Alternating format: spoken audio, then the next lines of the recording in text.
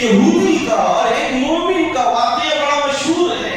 کہ ایک ہی شہر کے اندر ایک مومن بستر مرگ پر ہے، یعنی مرنے کے قریب ہے، ایک یہودی بھی بستر مرگ پر ہے، یعنی مرنے کے قریب ہے۔ مومن کے دل میں خواہش پیدا ہوتی ہے کہ وہ زیتون کا تیل کھائے، زیتون کا تیل استعمال کرے، اولیو آئل جو ہے وہ استعمال کرے،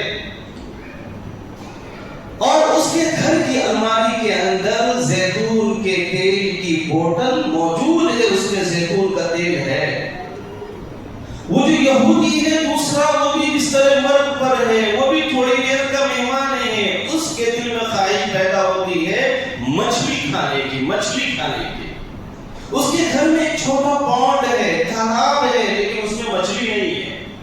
اور بھی آس پاس کہیں مچھلی نہیں ہے، مارکیٹ میں بھی مچھلی نہیں ہے۔ اللہ تبارک و تعالیٰ دو فرشتوں کو بلاتے ہیں، دونوں کو اس مشن پر بھیجتے ہیں کہ دیکھو اس کے دل میں مچھلی کھانے کی خواہش پیدا ہو رہی ہے، اس کے گھر کے تالاب میں کہیں سے بھی لا کر ایک مچھلی ڈالو،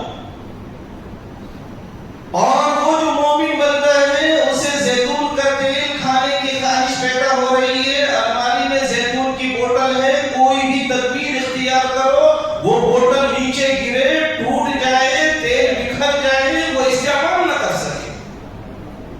یہ دونوں فرشتے اپنے اپنے مشن پر نکلتے ہیں، راستے میں ملاقات ہوتی ہے، ایک دوسرے سے اس کا مشن پوچھتے ہیں۔ تعجب ہوتا ہے کہ مومن بندے کے ساتھ یہ معاملہ اور یہودی کے ساتھ یہ معاملہ اللہ کا ایسا کیوں ہے؟ مومن کی آخری وش پوری نہیں کی جا رہی، آخری خواہش اس کی پوری نہیں کی جا رہی، یہودی کی آخری خواہش پوری کی جا رہی ہے، آخر ایسا کیوں ہے؟ لیکن چونکہ وہ فرشتے ہیں، اللہ کے ہر حکم کی تعمیل کرنا ان کے لیے ضروری ہے، لہذا وہ دونوں اپنے مشن پر نکل جاتے ہیں، مشن کمپلیٹ کر کے پھر واپس آتے ہیں تو اللہ کے دربار میں، اللہ کے حضور میں پہنچتے ہیں، اور پہنچ کر عرض گزار ہوتے ہیں کہ یا اللہ آپ نے جو حکم دیا تھا وہ تو ہم نے مکمل کر لیا، لیکن اس حکم کے پیچھے مصلحت کیا تھی وہ ہماری سمجھ میں نہیں آئی، حکمت کیا تھی وہ ہماری سمجھ میں نہیں آئی، آپ ذرا حکمت اور مصلحت بتا دیں تو ہمارے سمجھ میں آ جائے گی اور ہمیں جو ہے اس سے اطمینان حاصل ہو جائے گا۔ اللہ تبارک و تعالیٰ نے فرمایا کہ وہ جو یہودی تھا اس نے بہت سے نیک کام کیے تھے، اور ہمارا طریقہ یہ ہے کہ جتنے بھی نان مسلمز ہیں وہ دنیا میں اگر نیک کام کریں تو ان کی نیکیوں کا بدلہ ہم دیتے ہیں، لیکن دنیا میں ہی دیتے ہیں، آخرت کے لیے اٹھا کر نہیں رکھتے، آخرت میں ان کی نیکیوں کا کوئی بدلہ نہیں دیا جائے۔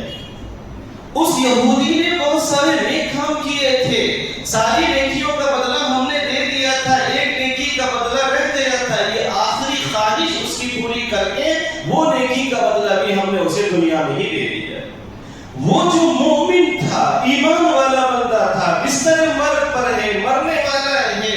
اس کے بہت سارے گناہ تھے، بیماری کی وجہ سے بہت سارے گناہ اس کے جھڑ گئے، ختم ہو گئے، ایک آخری گناہ بچا تھا، اس کے دل میں تمنا پیدا ہوئی، خواہش پیدا ہوئی زیتون کا تیل استعمال کرنے کی۔ ہم نے اس کو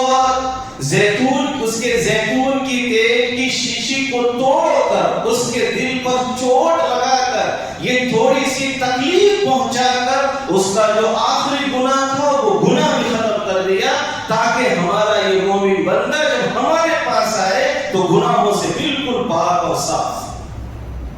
تو یہ اللہ کی حکمت ہے۔ اللہ تبارک و تعالی